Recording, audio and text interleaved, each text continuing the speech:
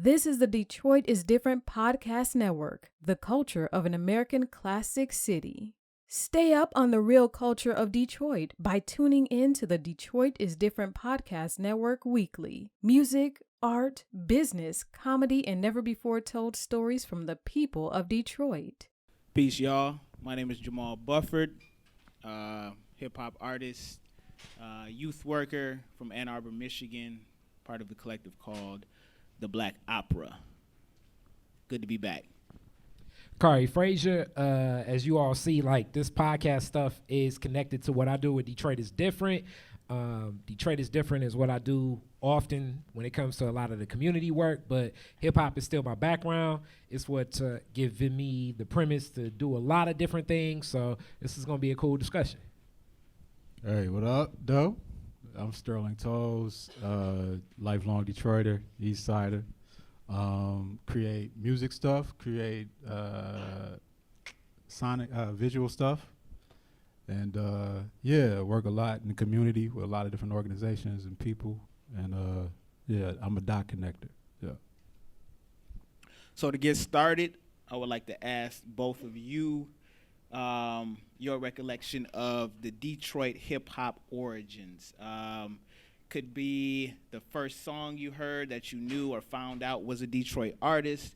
Could be your first event you went to, first person you met that you knew rapped. You could tie in your history and just the history in a quick summarized version of the beginnings of Detroit hip-hop. Whoever would like to start it off. Sterling? Me? I guess I'm a little bit older, so yeah. So Detroit, in terms of, I would say like the earliest sightings of like rap and music in Detroit was, I would say that was like significant, probably was this group by the name of Felix and Jarvis. And they were kind of like doing these like electro records like in the very early 80s. It was a lot of people kind of like post-disco, like experimenting with rapping and songs, and kind of like Sugar Hill Gang came out of that and a whole bunch of other stuff. Tina Marie rapping the Square Biz and Blondie. And so there were a few records. And so they were like more like dance records. First real record that I remember hearing and being impacted by was by a group called Prince Vincent and Hip Hop Force. They had a song called Gangsta Funk, and it had the same Knee Deep sample that De La Soul used in Me, Myself, and I, but he actually used it first. And this was like 1988. And that same year was also the first album that Detroit hip-hop album that ever came out, full album, was by Easy B and DJ Los.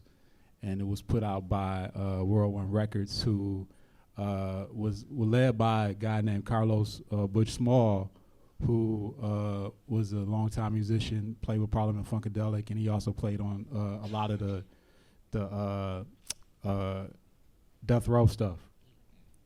And that was a label that he started. So 1988 was the first one. It was very like LL kind of influence, LL Cool J influence at that time. The first song I remember like that was on the radio where I knew it was a Detroit artist was actually a female artist. It was Smiley. It was like, But I Ain't Friendly was the song. And it was a pretty big song, like especially when it came to being at like a skating rink and everything. I'm a kid, that song's playing. And then the first major artist I remember being big was another female artist, a Boss. And everybody was like, Boss is from the D. And she had like this song, Deeper, like we talking about Def Jam. She was being produced by DJ Quick. All of this may sound like Chinese to you guys, but it was huge when we were younger, just making that connection. And also, we would watch a lot of videos on the box. It was a service where you could call in and it would play videos. So some of those videos my cousin would work on with the hip hop artist Dice and Detroit's Most Wanted. So you remember seeing these guys where it was like, I'd say like Detroit's first gangster rappers. And then you also had Chaos and Maestro, like the conscious rappers. When Nelson Mandela was released from prison, yeah. I don't even want to say it was prison because it was so backwards and back, you know. Yeah. But he came to America. And on that tour through America, one of the big welcoming was in the city of Detroit. During that city of Detroit welcoming, Coleman Young, who was the mayor of the city of Detroit at the time, was like, we're going to throw the grandest event for Nelson Mandela at Tiger Stadium, which now is torn down and they're putting like condos there or something. But Tiger Stadium was big, and in his welcome, the two MCs that were up there were Chaos and Maestro.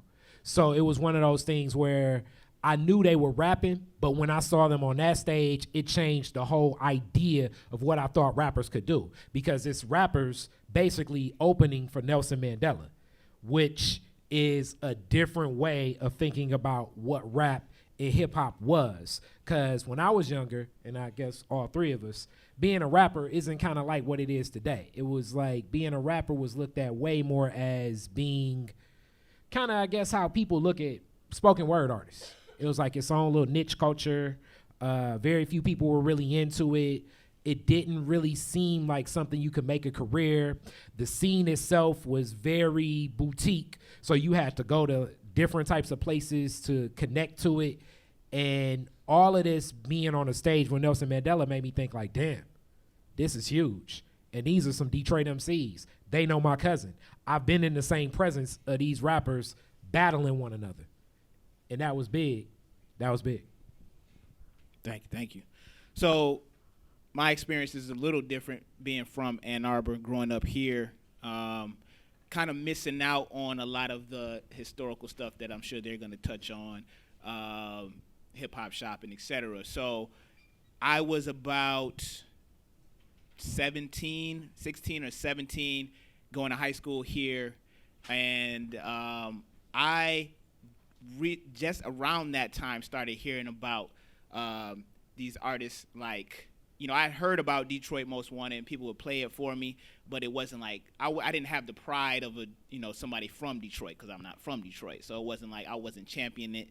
It was good music, but it wasn't like, yeah, this is my stuff. It probably wasn't until I started hearing about Slum Village and D12 and Eminem and those guys in like the mid 90s, around 95, 96, until I started to be like, oh, okay, so somebody's currently bubbling from that area. And then around 97, I remember they started coming to Ann Arbor to do shows. They started coming to Ann Arbor to the Heidelberg, which is still in existence. Some of y'all might go there now currently. They still do shows there, but they used to come to the Heidelberg, a little bit to the Blind Pig. Back in that day, Blind Pig really wasn't messing with rap like that, really until like me and the guys I came up with started doing shows there, till they started being more receptive to rap. It was really just a rock venue. But occasionally they would go by the Blind Pig, but mostly it was either a U of M show like on campus here, or it was at the Heidelberg. And I actually remember, I really haven't told anybody the story, but at the time, D12, anybody familiar with D12? It's like Eminem's crew. At the time, Eminem wasn't really a part of D12. It was another member named Bugs, rest in peace, who was murdered. And so I had heard about these cats. I didn't go to the show. I was young. I was 17 or 18 at the time. But I did go to the let-out. Everybody familiar going to the let-out. Like, you can't go to the event or don't want to go to the event, but you just go to the let-out when everybody leave it. So I went to the let-out. I'm standing outside. Everybody's rapping cypher, and I'm just chilling. This is like the beginning of my kind of letting people know that I rap. So I'm looking in on a cypher. I'm just watching. And I'm seeing these cats like killing it. I'm peeking in, and this dude points me out and just starts battling me. So I didn't let nobody know I rap. Nobody knew. I'm just this kid like, oh, this is cool. And then I had on a striped shirt and some Nikes. He was like, I'll rip you from your stripes to your Nikes. And I was just like, oh my God, what did I do to you? And so I jumped in. I started going. It was okay. It wasn't like I destroyed him or nothing, but I don't think anybody knew that I would actually reply to him. But later found out that was Bugs. So I actually ended up battling Bugs before I even knew who Bugs was. I found out about him, and literally not too much longer after that, he was actually murdered on Belle Isle in Detroit.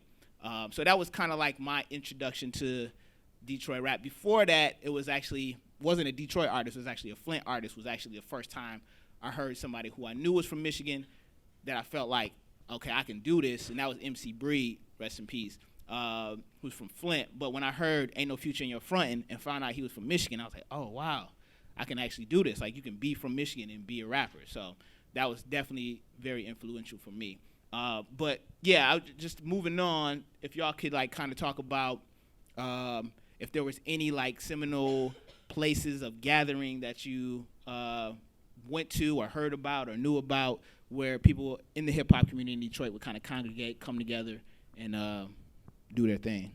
All right, I'll take this one. Like, we'll go back and forth. Because I'm younger, Sterling got me by a couple days on Earth. A couple days, yeah, I know. A lot of days. So, but it still was very boutique. And I would even say to this day, the Underground Hip Hop Awards that my homie Uncle P is working on, it's still boutique. Like, to this day, like the venues and people welcoming hip hop, because hip hop comes with a stigma of violence.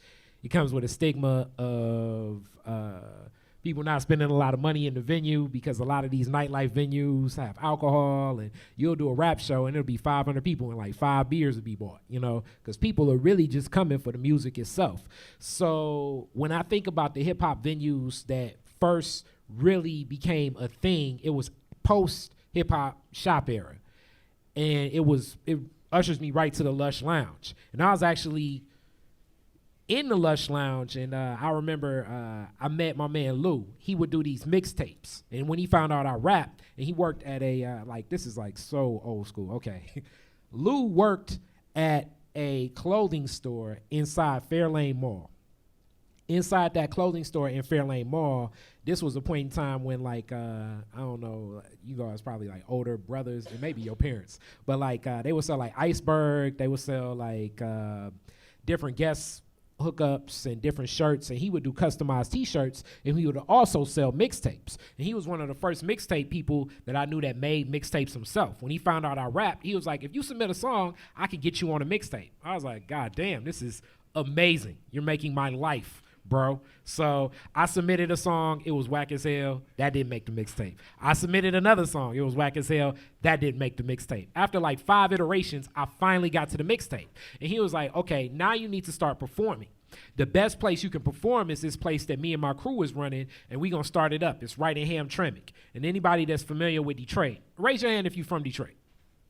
Okay, y'all need to throw y'all hands up higher. Y'all acting like y'all from the penitentiary or something. But knowing that you from Detroit, you know, Hamtramck is not a place that's frequented, especially back then, if you're really from Detroit. So he was like, yo, it's this spot in Hamtramck. It's real dope, and we going to do some hip-hop shit there. If you come by, I can probably get you down where you can just freestyle. I'm going to give you this card. I'm sure Buff had one of these. And it was a member's card to go to Lush Lounge. And that member's card was like really just a way, in our mind, it was like, damn, you down with something. As I look back in marketing world, like it was a way really just to draw in retention. You know what I'm saying? Because now you feel like I'm one of the few people with a Lush Lounge members card. So we would go to Lush Lounge to perform, and people would always talk about and romanticize the hip hop shop at that time as we were at Lush Lounge. And then after the run of Lush Lounge shut down, people will romanticize that. So it's like you were in the scene. You really didn't know. It was a lot of crazy shit that happened. Like one of the nights that Proof got arrested, Royce 5'9" came up there, hostile, battled him for no reason. Like it was a lot of like things that stood out. Hex murder from Almighty Dreadnoughts, prayers up that he gets healed and everything, would like, you know, push people off the stage. It was a niche scene within itself. But along with that, which was more like, I think, like underground emceeing, you also had just the straight up open mic street spots, like the C-Note Lounge on the east side on Van Dyke. The C-Note Lounge, Kilo Parker held that down for forever. So most people, when they think about Detroit hip hop, this was one of those places where just consistently in the heart of the east side, where generally they playing like old blues records and old hustle records, one day a week on Monday, you would have this hip hop open mic where MCs would come, and that was a way like you connect to a lot of the street dudes. And then it was like, let's see, what other spots? Sometimes Alvin's at the time would do a show every now and again. Some of the biggest shows I remember there would be like produced by Mark Kemp, I don't know how many of you all are familiar with like Mark Kemp, but he was a place. Silent Records. Yeah, Silent Records. He distributed a lot of music from a lot of artists. So sometimes he would do different events.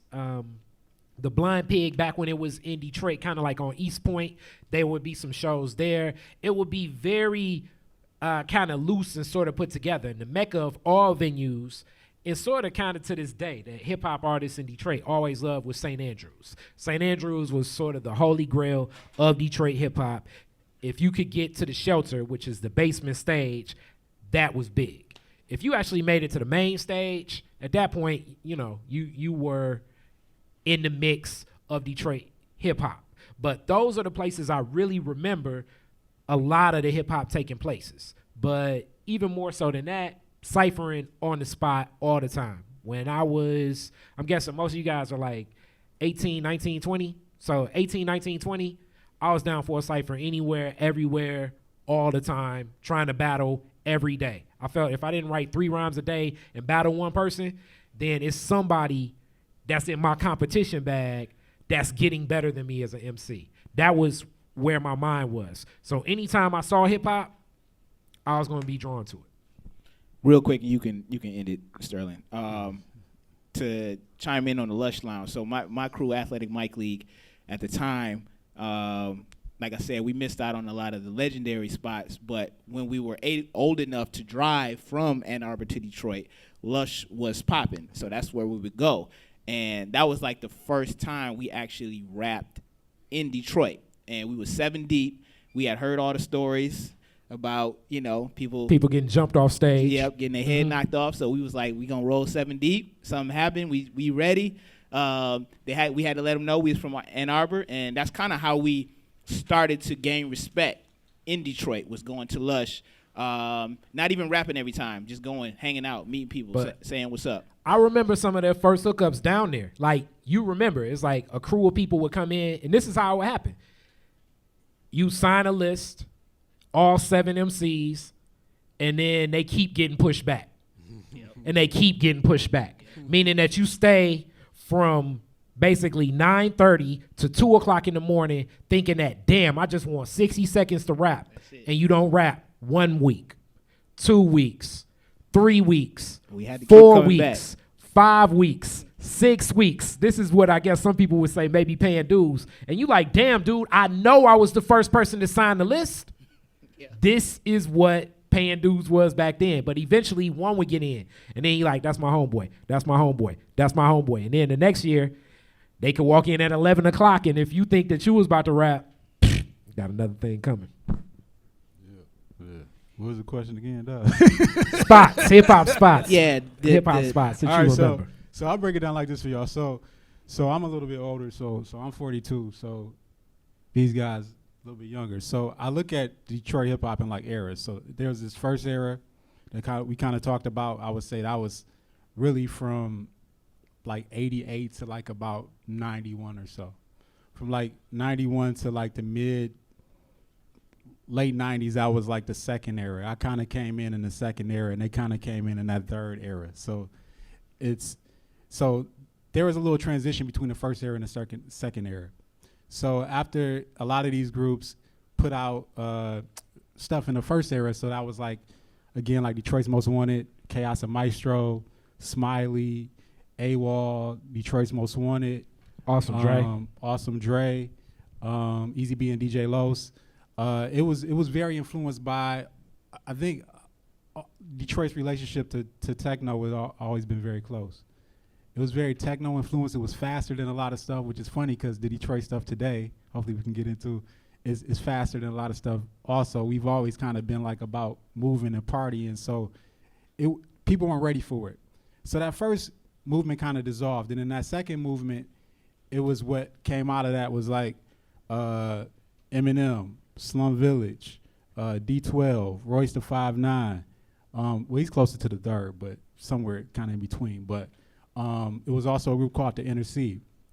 So at this time, we had a few different spots that we went to a lot, and I was like, so the hip hop shop was definitely like ground zero for like people sharpening their skills. And then it was 1515 Lounge, 1315 Lounge, a place called 246 Madison. And so like all these places where the Shelter, of course. And the thing about it was, for a minute, nobody had physical product. So now it's like everybody, SoundCloud and shit, and people put stuff on the internet and everybody can hear it. But I think one thing that created community in the Detroit hip hop scene was the fact that pre-internet, if you were into underground hip hop, which a lot of people in Detroit weren't, you had to actually physically go to a space to hear it, right? So it's like you came every week to get something that you're not going to get on the radio, you're not going to get watching television and nothing else. And us seeing each other all the time created community. And so by this time in the mid-'90s, when we go to these spots, nobody really had physical product. It was like a lot of people rapping and freestyling and stuff, open mics, but it took a second for people to have physical products. One of the first groups that had physical product was actually a group called the Inner C. One of my favorite moments in hip hop, in Detroit hip hop, was going to an Inner C show at 1515. And so at this time, 1315. So at this time, Jay Dilla was producing tracks for them. I don't know how many of y'all know who Jay Dilla is, but Jay Dilla, backbone. We'll talk about it. We'll talk about it. So, so they were the first ones to have tapes, and this was like revolutionary. Like the fact that they had physical copies, like tapes that we actually could go home and listen to. Because really, think about this: nobody had physical copies. You only would hear the songs when you go there. One of the craziest things was Slum Village performed these songs that they had too for a while that they didn't have physical copies of. And if you hear Fantastic Volume 1, the first tape that they put out in '97, there's an interlude where you actually hear everybody in the crowd saying every lyric of the song. Now you may think that's not that much, they just saying every lyric. Imagine people knowing every word to the song and nobody had a physical copy of the song. It's just from hearing this live that everybody knew the words. And so Tennessee was the first guys to put it out, physical product. We go to their show. They're supposed to be opening for Wu-Tang. This is 1993. This Enter the 36 Chambers just came out. And so they're doing like a little tour. Now everybody knows who Wu-Tang is now, but at this point, Wu-Tang was just, this was the beginning. Nobody knew who they were really. But we came to see the NSC more than we came to see Wu-Tang. And so for whatever reason, they didn't have the money that they wanted in the back, and they never came out. And the NSC came on stage, and they rocked it so hard that nobody cared that Wu-Tang came out. And it was the first moment where it felt like we had something real, because it was like, here are these guys from New York that we all admired coming to our city, but we had some guys that were from here that rocked it so much. It's like, man, we really don't need it. We good, you know? And that changed it. Like, to me, like, that was the beginning of that second wave. Because at this point, too, and I am real briefly, but at this point, too, nobody thought anybody was going to make it. Like, you know, like, kind of going back, it's not like now where it's like, I'm going to be a rapper. I'm going to get a facial tattoo. And I'm gonna dye my hair orange and shit. Talk about Tekashi. And I'm gonna go viral next week. You know what I'm saying? One to rap then was like, it was like saying, you know, I want to join the circus. You know what I'm saying? it really was. It really was. Nobody thought anybody would make it. And I remember when Jay Dilla actually got with A Tribe Called Quest, and it was like murmurs around it that was happening. Everybody's like, no, that can't be. No, like that doesn't happen to us. So we were doing it for ourselves. So if you listen to all the Detroit stuff, they rapped about two things: who was the best MC and girls. Because them was the only perks of doing it. It was getting girls, the girls that would come. And very few. Very. I would even say today, underground hip hop, if a woman's in there, she's probably like somebody's girlfriend. I would just go as far as and understandably so, due to the misogyny. But I completely understand, my brother, because a lot of the subject matter. Yeah, but that was all guys did it for, is who was the best, and you know, like somebody may like think you cool, you know, and that was it, you know. But it was an innocence to it also that made it beautiful because of that. And it made it so where, like, I swear to this day, like, everybody that has been involved in any one of those eras, like, we look at each other like family. I want to point out a couple different MCs as I'm thinking about. I don't know if any of you all have seen the documentary that's on Amazon. You all seen the Untold Story of Detroit Hip Hop? Anybody watch that? Like right now it's on Amazon. It was done by Champtown, another MC from Detroit that's done some things. But like a couple other people we should highlight along this era when we think about Detroit hip hop, and you know people we met and come across too. B Def, you know, definitely, definitely. Poncho is DJ that died too. Yeah, B Def and Poncho. Yep. So that, you know, and then also Esham, as when we think about like worldwide success, independent music, and producing your own, like the path he chose. Now, because of his subject matter, I think he missed out on a lot of black audiences per se. But Esham, we were well aware of, you know, Esham records because, as you say, like physical copies, you would go in a record store and see like damn near like a whole section. And Esham sold millions of records, like millions of records independently.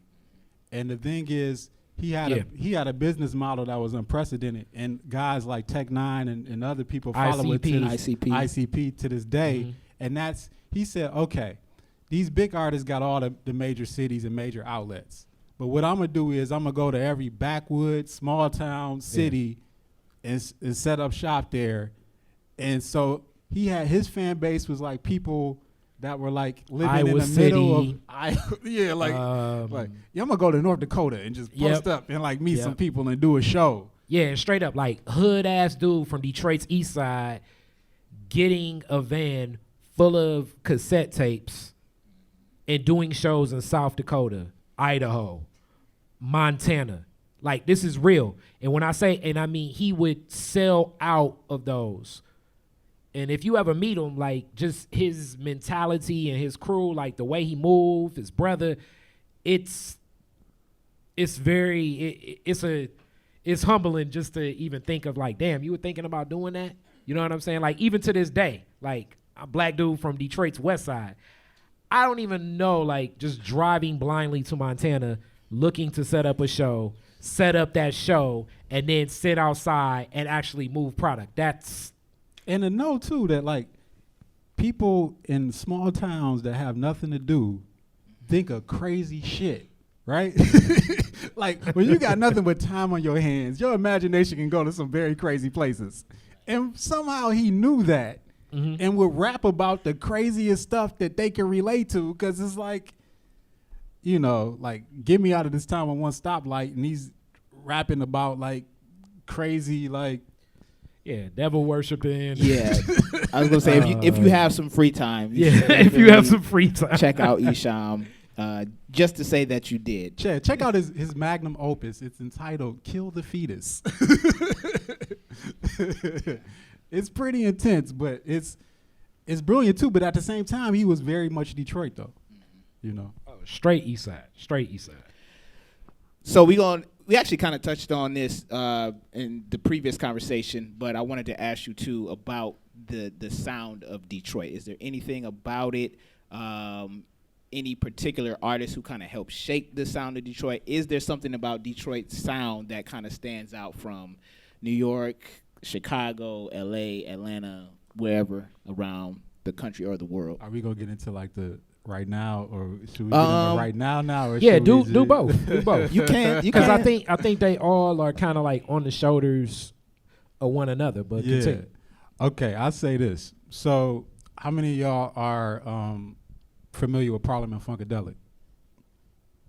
All right, so Parliament Funkadelic is, to me, like pivotal, and I think it informed all of the music that happened in Detroit post Motown in some kind of way, right? So it's funky. It's the funk using technology, and that was the foundation for everything in a lot of ways. A certain pocket that kind of makes you kind of like, right? And so the sound of Detroit in a lot of ways, whether it's funny, whether you talk about the underground stuff, quote unquote, the underground hip hop, boom bap stuff, you talk about, a lot of people think first about Dilla, right? Dilla is a person that is well versed in music. One thing about producers that have been sample based, especially back then, you begin to know records really well. And so there's a lot of music from soul to funk to everything like infused in his music. But one thing that was very characteristic about his music was the fact that he didn't quantize a lot of things. So in music production, there's this feature called quantization. What quantization does is it puts the instruments that you play on time. So if I'm playing a beat machine and I'm hitting the pads, one of those hits may be a little bit off, right? So if I quantize it, it puts it exactly on time. But one thing it does is sometimes it makes the music sound really stiff because it's too approximate. And so he realized, him and G, listening to those James Brown records, is that I think his name Clyde Stubblefield to play drums for James Brown.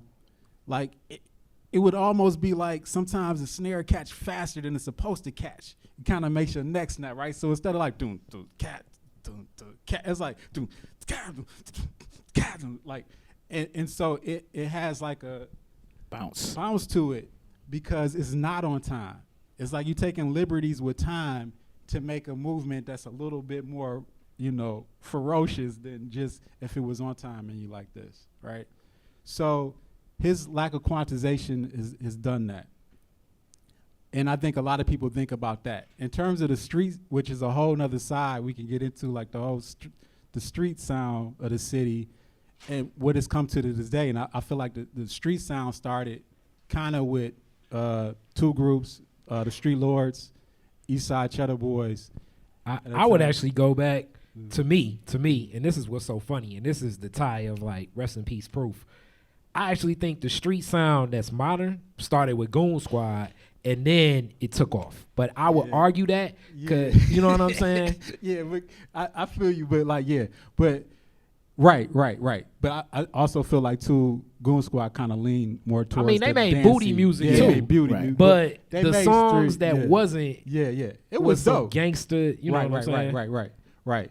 Booty music, for those that don't know, also called ghetto point. tech. It's like really fast music, almost kind of like Miami bass music back in the day. But Jail it was, and we. Yeah. Jail and we. It's like really Jail fast. DJ Assault, Yeah. And we're not going to get it. There's a whole culture in Detroit. Jitting, it's a dance, still very relevant to this day, but you would jit to the music, use your footwork. But so Goon Squad kind of rapped on that type of stuff. Yeah. And they kind of like play both sides of that fence a little bit. But I mean, like, in terms of like the sound and the basis, and the impact. Oh, okay, like the where like every street dude was like listening to it. It definitely was the Street Lords. Even though me being from the West Side, I would say Rock Bottom. But that's my neighborhood. And Rock Bottom too. Yeah, like Rock Bottom was very important also. But like one thing that happened. So somehow, some way, we don't know. Somehow they had the financial means to hire professional rappers to perform on their records, right? Well, what he's talking about is like, okay, the Street Lords Platinum Plus album had a lot of like Bay Area artists. Yeah, and in a field. So like we're talking Blade Icewood as rest in peace, Blade.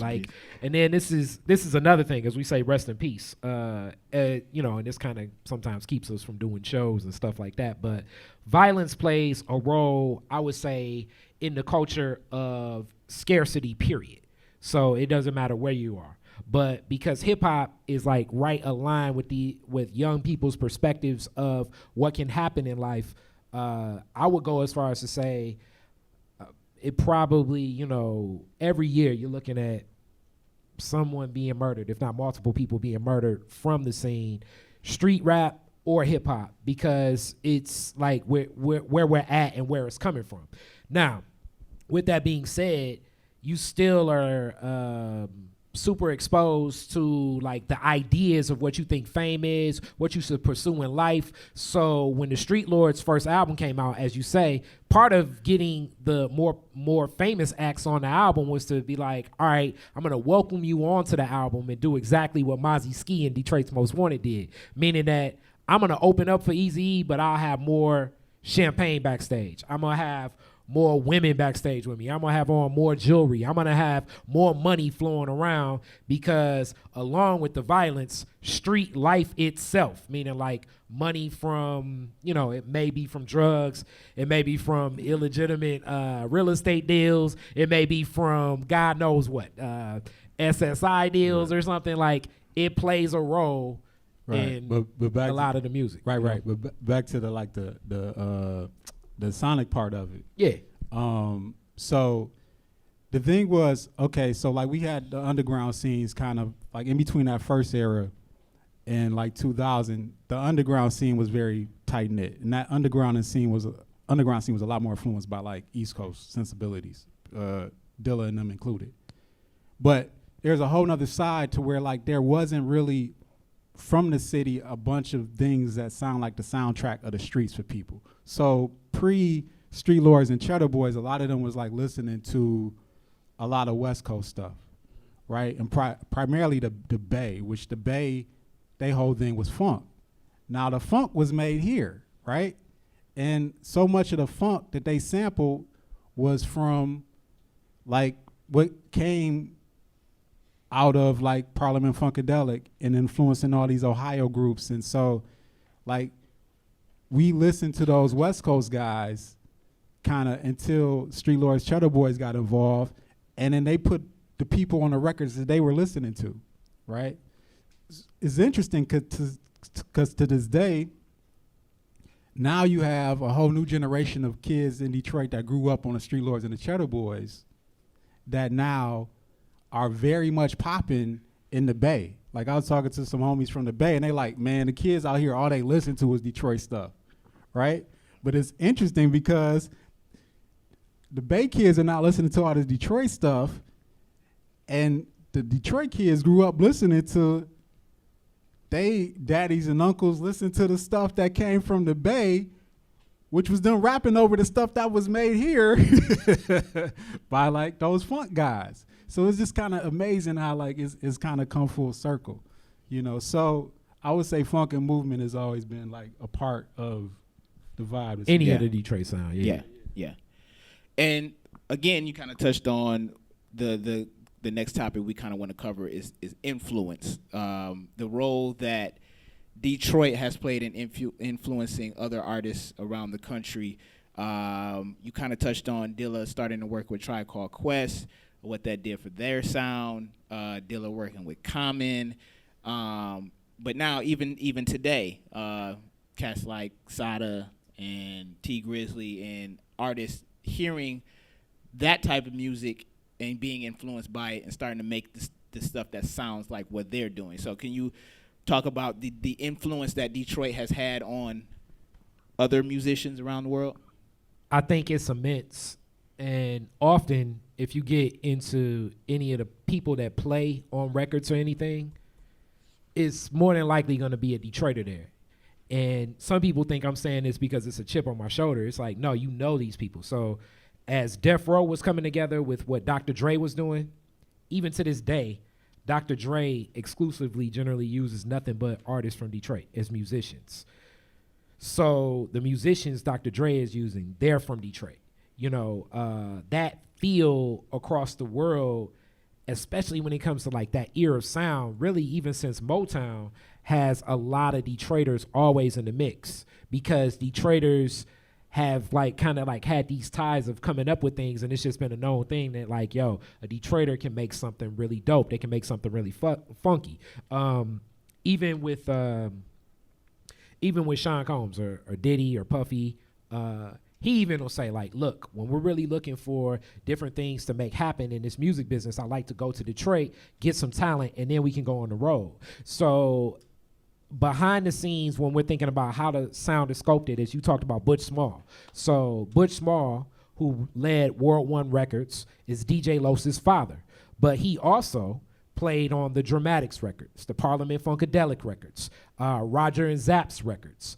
And one of the things that, as Dr. Dre was putting together what the Death Row sound would be, he was working with T Money Green. T Money Green is a bass player that has lived between L.A. and Detroit for years. So he was like, all right, we're going to get nothing but Detroit cats to sculpt and build this sound. So that's one way that I think it goes. Now, that's more like the like how you make it and make the ear for it. Now, when we think about the sound even today, what Helluva has done, because I would say Helluva's influence on street rap in Detroit is what like the boom bap rap, I guess as people would say, or backpack rap, or like, I like to say it's like soulful hip hop of what Dilla has done. And it definitely plays when we think about like how the drums are picked out, how they're selected, the timing of the beat and the buildup of the beat. Like Helluva's influence on where sound is today. And like I said it, you know, all the time, everything Meek Mill does, whether I don't know if he'll like just come out and point blank say like, yeah, I listen to a lot of Detroit rappers, is styled like Detroit street rap. And that's why in Detroit, a lot of people just will always listen to Meek Mill. Even with his new album, like his flow. So you have to have drums that play off of the rapper, like in the timing, as they say, like, you know, you've seen the memes, like the Detroit rapper is rapping past the beat if he's the street rapper. But it's more so like what Sterling said. It's like life is hitting fast. I'm gonna come at you this fast. This is what we were based on, because I'm following the pattern of the drum and I'm using my voice as another percussive instrument inside the track. And the percussion that I want you to be following in this fast lifestyle I have is gonna be just as fast, if not faster, than the beat itself, because that's how fast the life that I'm living. So when people think about Payroll, which right now people look at Payroll like he's an OG from Doughboy Cash Out, and cats look up to Payroll as an OG, anybody under his, you know, under his wing and everything he's doing, like the Sada Baby of today. Same flow, the same style. And I think the drums have a whole lot to do with it, just in the style of the way that the drums and the percussion are made. So Metro booming, as they say, like, you know, a lot of times it's almost become a niche word, a trigger word. They'll say, this is trap sound. This is trap music. This is where things are going in the trap, right? The sounds that you hear from them, I really think a lot of them may not give Helluva credit. They may not say it, but a lot of it does have that feel of the Detroit appeal. Helluva did First Day Out for T Grizzly, a bunch of T Grizzly stuff, a bunch of stuff for Detroit artists. So DJ Helluva. And to that too, so influence. So I'll start with Dilla first. Okay.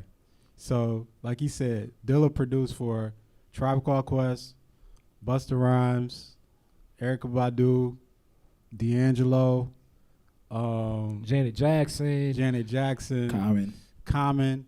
Now, the Common thing is interesting because, so I was real close to YG, who was real close to Dilla.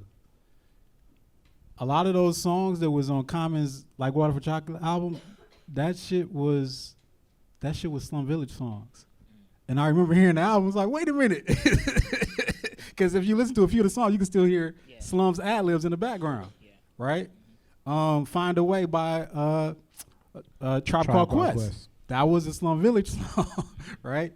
So also, Roots Things Fall Apart album, they replayed a bunch of Dilla beats to make that album. That album kind of led to the sound that would become neo soul. So in a lot of ways, the sound that people began to call neo soul was what Dilla did, because he was the foundation of all of that. And then shout out, and then you can talk about this too, as you talk about the combinations and the relationships, but Dilla's relationship to Amp Fiddler, one of our big homies. Yeah, so so the person that connected Jay Dilla with A Tribe Called Quest was a person named Amp Fiddler.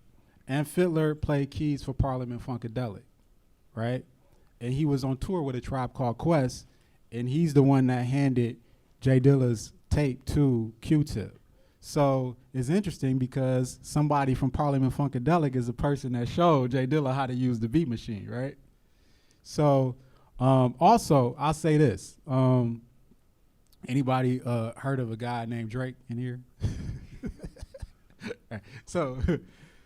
So Drake, I'll say this. Drake, he'll say it himself, was heavily influenced by Slum Village, which was Jay Dilla's group. Around the time that Jay Dilla was kind of like phasing himself out of the group, he was also kind of changing his sound. So the first Slum album that he didn't primarily produce had a few of his tracks that had a completely different sonic direction, and where it was more minimal and it was more electro, right? And this is the album that they brought a guy named Elzhi into the group. Elzhi has always been known to rap a little bit more densely than Slum, and very complicated in terms of his patterns and his schemes, right? He was very influenced by Nas. But Elzhi comes into the group with a completely different approach as he's rapping over these more minimal, very kind of like electro-esque kind of beats.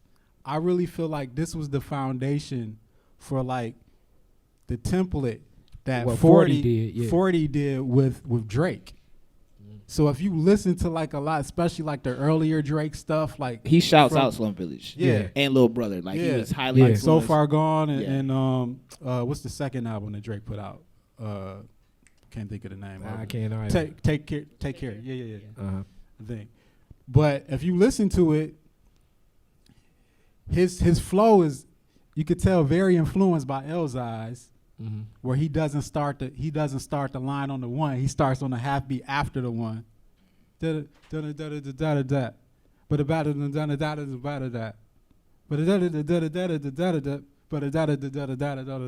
like, right, over these very open beats where it's like it's missing a kick in the so the beat would be like, instead of like doom cat, it'll be like doom cat. Right, and it's just open, right? So in a lot of ways, Slum influenced a lot of the sound that Drake and 40 came to make, that then influenced like everybody now, everything else that's on the radio, right? Mm-hmm. So like subtly, like you'll see like Detroit in everything in one way or another. You know? Yeah. Yep. Yeah. Thank you. Kind of talking about the sound. So there's a wide spectrum of music that comes from Detroit, obviously. There's Motown. It's been called Detroit Rock City for its rock music. There's obviously techno, which started in Detroit. Just from your background, what do y'all think is kind of, how does all of that play into what we hear in Detroit hip hop music? Like you kind of touched on it with Dilla. Like Dilla sampled everything, right? But I think the thing that I thought, this is why Dilla is my favorite artist, musician, probably besides Outkast of all time, is because he could take this random French jazz album but make it funky. Like it's hard to define funk, like. In soul, it's like you could say, oh, he's soulful, but they're not really soulful. Yeah. It's hard to define what it is, but Dilla was able to find the soul in everything. Because funk is so much more about a feel than a sound. Yeah. Right. So to what you were asking, what the hell was you asking? I forgot that question. Oh, so the spectrum of music that comes from Detroit, how has that kind of influenced the hip hop scene in particular? Oh yeah. So the thing about it, I mean, we've also had like a rich history in jazz. Like we've had a rich history in gospel music. We've had a rich history with everything. And one thing about it is that the city has always been so much. I really feel like the backbone of the city of Detroit has always been music, right? At the same time, the reason that we were able to be or evolve into such great musicians is because we kind of had like a very strong black middle class that could afford instruments for a lot of years, right? Which led to a lot of players being everywhere, right? And so the culture of the city has always kind of revolved around music, I think, because of that. Like, it's so crazy. Like, no matter where I go, where I could be in a soup kitchen or I could be like talking to somebody on the street, like everybody's had this story. Like you be talking to somebody, like, yeah, I played keys for Ohio players from 72 to 74 until so and so kicked me out the group, or it's real, yeah. You know, and it's like, whoa, like, you know, and it'll be like a homeless person, and you're like, yeah. I used to play. It's like, whoa, shit, right? And it's everywhere, and I think that for us, we always had expansive sensibilities. I one person too, I think is very important to mention. And this is Electrifying Mojo, who, like, I think late 70s, early 80s, he really cultivated the sensibilities of Detroiters, in which he would play things. And wait, you got to give the context of who Mojo was. Yeah, so Electrifying Mojo is a radio DJ, disc jockey in the city of Detroit that had a show called the Midnight Funk Association from, like, basically like the mid 70s to like the early 80s. And it was like cultural in Detroit. Like everybody listened to Mojo. Like everybody. It's one of them things where like he would tell people to like flick your lights on in your house. And you look outside and everybody flicking their lights. So he'd be like, everybody honk your horn at the same time. And you can hear everybody outside like, because everybody's listening to it, right? And one thing that he did, like he introduced, basically he was the guy that introduced Prince to the world. Because nobody was playing Prince at the time. He was the first person that broke Prince, and Detroit was like the first place that got on Prince. He would play like Parliament Funkadelic, then he would play like Depeche Mode, or he would play like. Yeah, I mean, it was he was in an era of radio DJs that I don't think will ever be empowered where they can play their own music. Meaning, okay, if you were listening to Mojo and it was raining that day, he would play nothing but songs with rain. He would play Mozart, and then he would play Public Enemy. Like, it just based on, like, a feel, and he really would curate a sound like a DJ should. Today, I know, if you listen to the radio is playing the same song playlist that was given to them from iHeartRadio or whatever. And really, a lot of times you go to a party, you'll hear the same song over and over. You ever get into a car and over again and hear a song, and then like you driving somewhere, and then before you get there, you hear the song again. It's like, damn. Like, I just heard this song. You didn't change the channel. You didn't change the station. Yeah. It was on the same station. Mojo was not that type of DJ. And then even some of, like, when we think about, like, Mojo gets a lot of credit, but it was a lot of other great hip-hop DJs that... Jeff Mills, yeah. The Wizard was very important. That would break records that where you're not I can just look at the top 100 and I know I'm going to hear this song if I walk into the party. You know what I mean? Like, probably from now to evermore, you're going to hear certain songs. It wasn't like that back in the day. Just a heads up, everybody, we're going to open it up for questions in a couple minutes. So if you have a question, we'll get that. Or if you would like to think of a question, take some time. You can think of a question. About to wrap this up, I just want to chime in and just talk about the role that Detroit has played in my life as an artist, as a fan. It's just... I remember we moved to New York in 1999, and that was so we had heard Fantastic Volume 1 from Slum Village, and we had heard about there was a Volume 2 coming. There was this Volume 2. It was like, okay, and the songs started to leak. Leaking songs back then was different than now because the internet wasn't really what it is. I kind of talked about that the last time I was here. Leaking songs means like somebody dubbed it. Somebody in Slum had to play it for somebody who they let get a copy of it, who they let get a copy of it, who they let somebody else get a copy of it, and then it kind of leaked and got out into people's hands. So we were familiar with Slum Village's Volume 2 and the songs on it for a minute, but when it got its official release, it was like a holiday for us. When we were in New York at the time when it came out, and listening to it out there, it was like kind of like helped influence us to like, okay, like we moved to New York thinking we was gonna take over the New York rap game. Like, Raucus was popping. I talked about this last time with Mos Def and Kweli and all those guys. It'll be like the Outsiders. Yeah. So, but then we realized like that's not us. Like, we're from Michigan. So Slum Village is fantastic. Volume 2 played a huge role in influencing the sound of my group, Athletic Mike League, especially the album Sweats and Kicks, our first like official release that got us like attention across the world.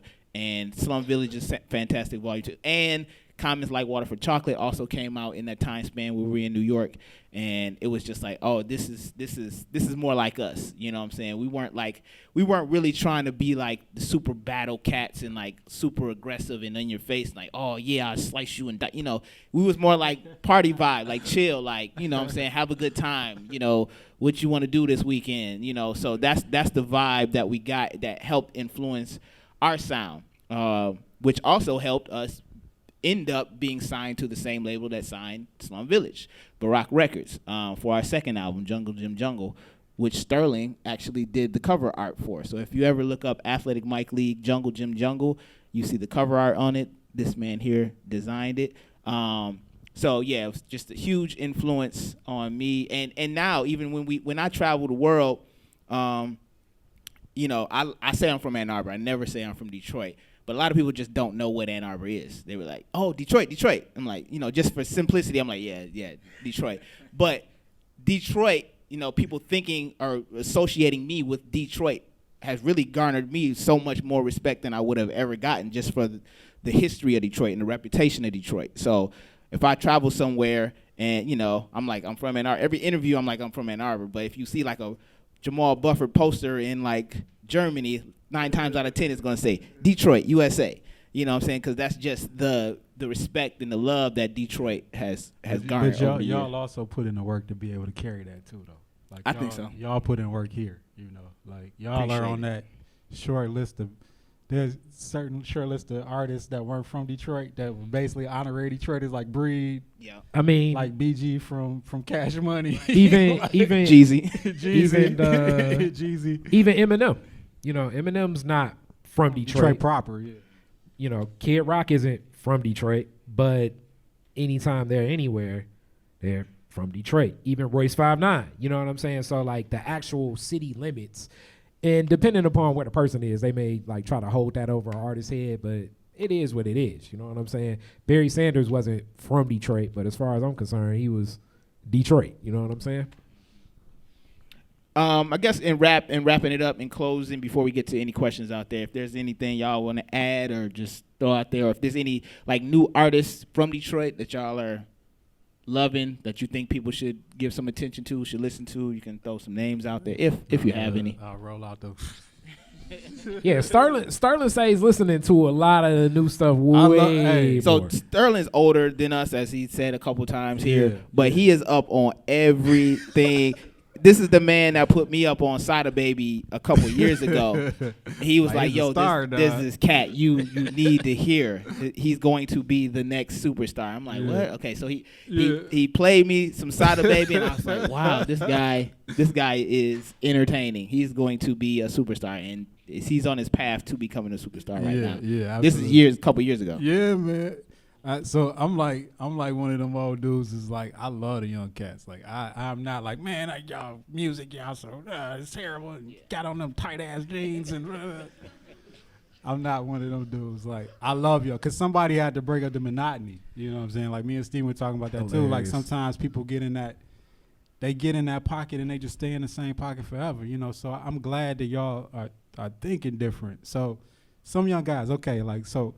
I think this is unprecedented too in terms of Detroit, because still, like I think in that day, and like Khary can attest to this, you can too. Back in the day, it was like to get on when everybody's still trying to get a record deal. It was almost like you had to assimilate to some degree to sensibilities on the East Coast or West Coast or down south to get on, right? So it's like a lot of times Detroit artists felt like they had to like sounds like someone from over here or over there. And then since the internet, where it could be like, I can be the man in the city, this is the first time where you got artists straight up like out Detroiting each other on songs. Like where they don't care about the sensibilities of anywhere else, and it's all about city culture, city lingo, city everything. And so I've never seen this level of unity, like all these guys working together. So I just named some people like I'm really proud of. So of course, like Payroll is like an OG now. Yeah, and then even the Cash Out, and even the photo that they all did together. Yeah, they got a song together. So bending the piece with they were Payroll. beefing for a long time. Peezy, Peezy, Icewear Vezo. So Payroll and them, they from the West Side. Team East Side obviously is from the East Side. They also cool with Green Guys and had some tension over the years, but they came together. And T kind of brought them together. Payroll and Peezy on the song. So Payroll and Peezy are like, I mean, it's kind of like Smokey Robinson and Marvin, like to these young dudes. Like it's serious business, you know. So like Payroll and Peezy are very important to like this the beginning of this newer way that we have now. I'll also say Band Gang is obviously done a lot. I think Lonnie is really dope. Pay Will is really dope. Then you got people like that's a little bit different and kind of doing their own thing somewhat, like Babyface Ray. It's a dude named Baby Mark that I think is really dope. On the other side of things too, you got people like Travis Chandler, Nolan the Ninja, Zaloopers. There's also guys, there's a lot of guys that are really dope too that sometimes because they caught up in real stuff, they don't put out as much as other people, but I say like Project Pacino is really dope. Danny Always Wins. It's a dude named Rio Grande that's really dope. It's so many people, man. It's like making really, really dope music from the city. And yeah, man, this is the first time though, like where you starting to see guys all in each other's videos and supporting each other. I think my generation especially, and their generation was too, a little less so, but my generation was so competitive to where like people didn't want to work together because they didn't want to give nobody an edge. It was like everybody was kind of siloed in their own little cliques. But nowadays it's like all these young guys, they just want to work together. They're like, we can get it together. And I think that's so dope about these young guys. Tay B is really dope. It's a bunch of them. Yeah, and I just know cats like more so from the scenes of people, the promoters that I still know. So some of the people that I guess that I look at, and it's cool to see them still stay grinding. Clear Soul Forces, I remember like as their start out, I mean, I went to, I guess like, you know, as y'all see with Danny Brown, everything Danny's done, if y'all familiar with his music, I mean, he was at Northwestern with me. So let's see. And then just a lot of other cats that just like, you know, hit the stage. Loki is really dope. Bink is dope. Like some of these people, like I'm sure even on campus, it may be a scene. Because the access to create songs has created so many people that want to be creative themselves. And then I know a lot of the producers, the promoters, like a lot of the people in Cash Doll's team, I know. So the different things she does, even though I'm not necessarily sonically bumping Cash Doll, but it's good to see. But she can rap though. Like yeah, she can rap for real. Yeah, she can. Yeah. So like some of the things she's been doing, Bug, I finally listened to her joint. Mm-hmm. That is dope as hell. Bugg Brown. Yeah. Bugg Brown is like, I was like, yo, this is dope. She is really dope. Mahogany is really dope. Mm-hmm. And that's the other cool thing I think now. It's like a lot of female MCs. Oh yeah, Molly Brazy and Rocky B. Yeah, that are like, you know, taking the all stage and in reality. All the 80 different dials. Yeah. Asian dial, cash dial, Cuban dial, dial. Hustle bunnies. But you know, so it's open and it's good to see people being creative. I as much as I'm hip hop now, because I perform with a live band, I've met a lot of people in other scenes too. So like it's even like the mesh between what hip hop is, because I feel that hip hop as a genre itself has influenced all music. You know, whether that be country, whether that be rock, whether that be blues, soul. So it's like meshes even between that, where a lot of the jazz artists that, you know, Sterling and I know, and it's funny because like they've Video 7 Amazing group. Yeah. Asante, yep. So like all of those guys, like a lot of those Video 7 guys, like some of their first shows were like shows I would just play them and then they'd be players for me, and then you see them grow up and they're touring the world and doing different things, and it's like, damn, man, that dude used to play the keys for me. Some of them went through the music program here at U of M. Some of them learned at Wayne State, some of them self-taught, some of them out of DSA. So it's a lot of I'm looking forward to seeing what will be created in years to come. This cat named Swano I just came up on. You familiar with Swano? Yeah, Swano is super dope. You got a song with Boldy, actually. Oh, okay, yeah. Swano. Yeah. He's dope. He from either like southwest or downriver. Yeah. It's like somewhere west. Might be from Wyandotte or something. I don't know. Any questions? Cash Kid too. Cash Kid is and I'm gonna shout out some young dope 734 artists, Ann Arbor, Ypsilanti area. My homie Obi Ayoha, Geronimus Brothers, my homie Dag. It's a bunch of dope artists here too. Schematic, rappers and producers. I just want to shout them out. All right. Questions. Anybody got questions? Do you want to take the cordless? We got to use that mic so that I can get it right in the board. Okay. So if they have a question, do they have to come up here? Yeah, they got to come up here. All right. If you have a question, come towards the mic. I know, which put more anxiety on the question into it. If it reaches. And then I don't know how far it'll go, but. So I heard you guys talk about the influence between the Bay Area and Detroit and like how they both influence each other. Today it's like a big debate on whether Bay Area rappers steal from Detroit artists or if Detroit artists steal from Bay Area artists. So could you guys clarify who really like started that type of sound? I'll take that. In reality, this same discussion was going on in the funk era too. But Detroit and Oakland are they're cousins. Very similar in feel. I don't know if anybody out here ever been to Oakland. So when we say Bay, I think Oakland way more than San Francisco. Because some whole other shit is going on in San Francisco right now, which I guess some whole other shit is going on in Detroit right now. But it's basically the same feel. It's the same flavor. It's a lot of people from the South that went to a place so that they could get a job. It's an industrial blue-collar town, and it's still like a lot of soul food, a lot of those sensibilities, a lot of the hustles, the flash, the flair, the nightlife scene. So I would go as far as to say that they're one in one. So like they grew up with like Too Short and E40 looking at them. Mozzie Ski's personality and persona to somebody like me from Detroit's Most Wanted, and Dice's persona and personality is just as overwhelming as both of those guys. You know what I'm saying? Even with Too Short picking Kid Rock to go open up as the first artist when Too Short went on his national tour.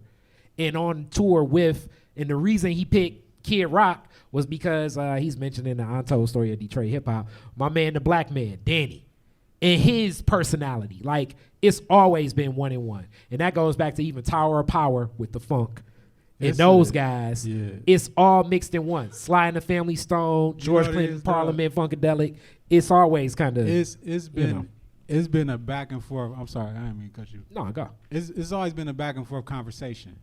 It's like we do something, they kind of like add their thing on it, they give it back, we kind of add our little thing. It's almost like in science fiction, like in superhero movies and stuff where you have like the alternate universe. You know what I'm saying? Like it's like the same thing and like, but it's two different universe, right? It's that same sort of thing. It's like they be like, yada the mean. We be like, what up though? You know what I'm saying? It's like they doing like this, we doing like this. You know, like so. I think part of it too was just the sensibilities that emerged from places of high concentration of black people that migrated from the South, to have a particular set of consciousness being around and affirmation being around black people that develop in particular ways. And I think that like our sense, because of that, because of the conditions are so similar in some ways, or what was, is changing a little bit, but I think that we relate and understand each other a lot to where we get a lot from each other, you know, so it goes back and forth. And then even the consciousness of like the Black Panther Party being there, and then like the Republic of New Africa being here. So, and then you have all those mega churches out there, the mega churches here, and then you have a strong street life element there and a strong street life element here. Like, it's so similar. If it were any city, as much as Chicago is kind of like sort of Detroit-ish, if it ever were a city where I think that you could go from Detroit and go to and pick up whatever you were doing here it will be Oakland. But still tell them the funk started here though. So Hilarious. And Sly Stone would probably feel differently about that whole discussion. Another question. So you guys talked about how techno started in Detroit and the influence it's had on its early rap. But one thing that I've noticed are the people I know who listen a lot to like the street Detroit rap, Doughboys, Bang Gang, GT and Peezy, aren't really listening to like the Danny Brown and Z Loopers kind of guys. Have you noticed that disconnect, and do you think techno would ever come back into the more street rap of Detroit? I really don't think that the techno has left the street rap stuff. I think it's two different perspectives though. I think like if you listen to like a lot of the, like if you listen to GT or Peezy or Bang Gang or any of these guys, if you listen to their beats, is several things is happening damn near all of them. It's the bass line, right? Dun, dun, dun. Dun, dun, dun, right? It's the arpeggio, right?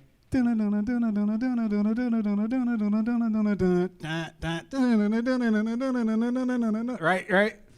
That's all. That's not that different than Juan Atkins stuff if you really listen to it. You know what I'm saying? It's just slowed down a tiny bit. Right. But I think though, like Danny and the Loopers and those guys, I think though, like their sensibilities and their approach to rapping is a little bit, I think, different for the sensibilities of a lot of neighborhood guys. It's like it's too much high register, you know. I mean, I think they're both very dope, but and then knowing Brown, you know what I'm saying? That's my dude. Like when he was in Reservoir Dogs, the music was that. You know what I mean? And he chose a different path as he's like, okay, this can open doors differently. And it's just like they approach it differently. Like when you go in the studio with hell of a Payroll or Peezy, like what they're looking at is a lot different than going to the studio with Brown. Going to the studio with Brown and Dopehead, a lot of what they do, let's see, I don't even know what's the cleaned up way of saying this. I don't even know, because I don't want to besmirch the character of my homies, but they're intentionally thinking to themselves, their fan base is on a college campus, want to try designer drugs, and wants to probably have experimental sex, right? And that's what they're thinking. You can say white. And you can say white. That they wanted too. You can say white. So it's like you can say white. No, but it's even the black folks too. You know what I'm saying? The neighborhood guys ain't really trying to go that far. What the neighborhood guy is thinking is, I want my hood to love this shit. I want gangsters to respect me, and I want to walk into the strip club and my favorite stripper to walk up to me and be like, I'm gonna do a dance to your song. So that's like, it's like they're going for different goals. You know what I'm saying? But I guarantee you, if Sada and Sheefy McFly, which I could see that happening, because that's my homie in that world, you know what I'm saying, were to do a mashup album, I want Danny and Sada. I want Danny and Sada to do at least a song. I see that happening. That to happen. I see that happening most definitely. All right, we got room for one more question, then we got to wrap up. All right, so this is going off what you guys were talking about with the shirt, man. Thank you. Going off what you guys were talking about with Underground. So not just Detroit specifically, but like all hip hop of today. I've heard a lot of people talking about that they're worried that hip hop's gonna go back to how it was in the early 2000s, where the mainstream's over here and like the underground's like way the fuck over here. Do you guys see that happening today, or not necessarily? And do you think what's happening right now though? I'm trying to. Well, I mean, so I can't really say an example specifically, but they're talking about how like in the early 2000s, how like with the bling era and stuff like that, like the underground was really trying to like push it forward and get more experimental and stuff like that, but like that was like an anomaly, like in the mainstream it wasn't happening too much, and they're seeing a similar shift like that happening today. Do you guys see that? Or I'll throw a quick little answer to that. I don't think that'll happen because of the internet, honestly. I think the internet has merged so many worlds, like it's kind of erased whatever divide there was between so-called mainstream and so-called underground. I think the internet has kind of alleviated that. So now, if you are underground and experimental, if you put a song on SoundCloud, it can get 10 million views and you you popping, you know. So it's like the internet is kind of made it so there is no divide. I don't think it'll ever be. I know what you're talking about because I remember I was a part of it. I was like, oh, I'm wearing my backpack and I don't listen to you.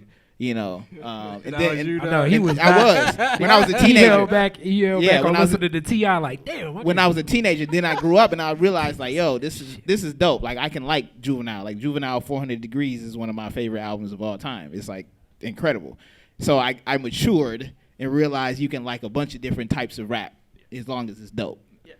And then like everybody now, I think is like you can find your audience now. You know what I'm saying? So it's like. Somebody can jump off the porch and there's somebody in a completely different continent listening to their music now, which that wasn't the case before. You know what I mean? So, like, and then there's people that I feel like, you know, like if Wiz Khalifa isn't on the radio all day, but to me, like Wiz Khalifa is big as anybody. Like he can tour for the rest of his life. But right, I would go as far as like the intentionality too of like what Buff said. Like even me, like when people put a label, like it's like, man, you like a conscious rapper that rap about a lot of pro-black stuff, and it's like, no, I'm rapping about what I'm interested in.